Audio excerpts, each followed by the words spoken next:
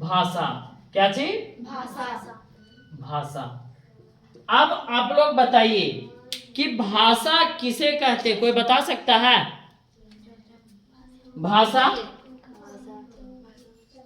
जिसके द्वारा मनुष्य अपने विचारों को लिखकर बोलकर स्पष्ट करता हो उसे भाषा कहते हैं। मतलब कि भाषा किस भाषा में बोल रहा है। अभी तो कोई कोई देखता है कि धीरे धीरे एकदम चुप रहेगा,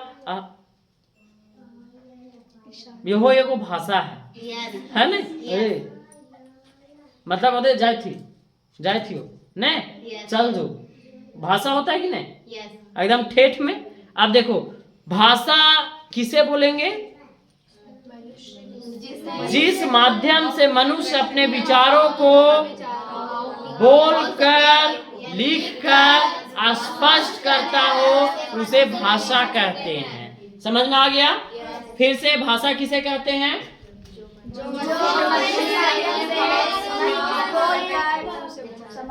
बोलकर लिखकर समझकर स्पष्ट करता हो उसे भाषा कहते हैं। अब भाषा कितने भागों में बांटा गया है? एक लिखित और एक मौखिक। लिखित भाषा किसको बोलेंगे? जो व्यक्ति, हाँ बस ये सब आसान है ना। जैसे हम यहाँ लिख रहे हैं, लिख रहे हैं, तो जो भाषा लिखकर स्पष्ट करता हो, हम केवल लिखकर, लिखे ले खाली जान रहे, बोल नहीं रहे। देखो जैसे में क्या लिखे,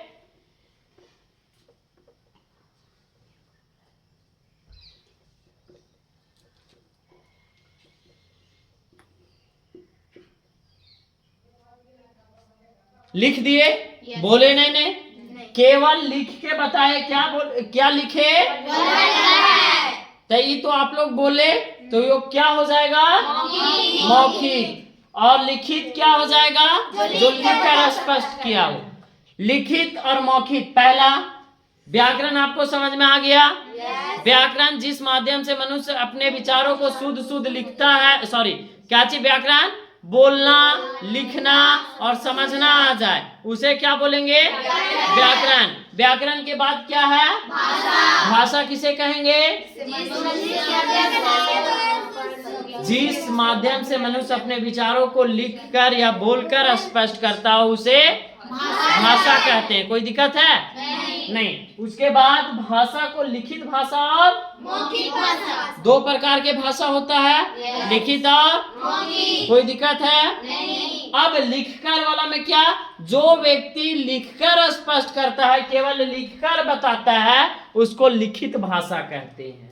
कोई दिक्कत नहीं। और जो व्यक्ति बोलकर स्पष्ट करता है उसको मौखिक भाषा कहते हैं। जैसे वह लड़का है, हम केवल बोलकर स्पष्ट करें, लिख कर नहीं, और लिख कर बताए इसको लिखित बोलेंगे, और बोलकर बताएंगे उसको मौखिक भाषा कहेंगे। कोई दिक्कत है? नहीं। इसके बाद आएगा वर्ण। क्या आएगा? वर्ण। तो वर्ण भी आसान है। वर्ण बोलिए, कोई बताएगा? जिसका खंड या टुकड़ा नहीं किया जाता है, जिसका खंड या टुकड़ा नहीं किया जाता है उसे वर्ण कहते हैं। वर्ण के कितने भेद? दो। स्वर वर्ण और व्यंजन वर्ण। स्वर वर्ण और व्यंजन वर्ण। स्वर वर्ण और व्यंजन वर्ण। आपका यहां से क्वेश्चन भी शुरू होता है। आप कहीं कहीं देखे हैं कि तोड़कर लिखते हैं। जैसे का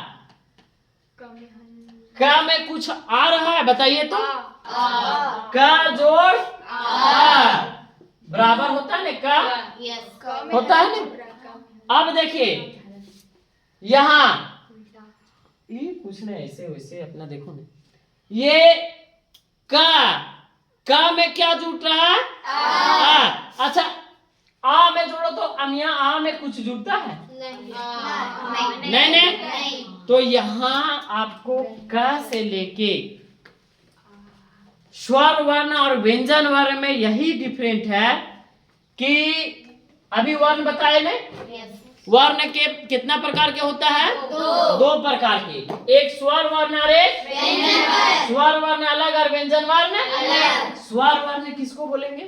जो क वर्ग च वर्ग सॉरी स्वर वर्ण जो क से लेके कहाँ तक आवे? आज्ञा तक आवे, क से लेके आज्ञा तक आवे। और व्यंजन वर्ण किसको बोलेंगे? जे आ हर्षई। इस व्यंजन वर्ण की संख्या 11 13 और इसका 51 की कितना? 36 है। 36 है ये। किसी को कोई दिक्कत? समझ में आ गया? व्याकरण और भाषा और वर्ण, बाकी 3 गो आपका होमवर्क है, 3 गो आपका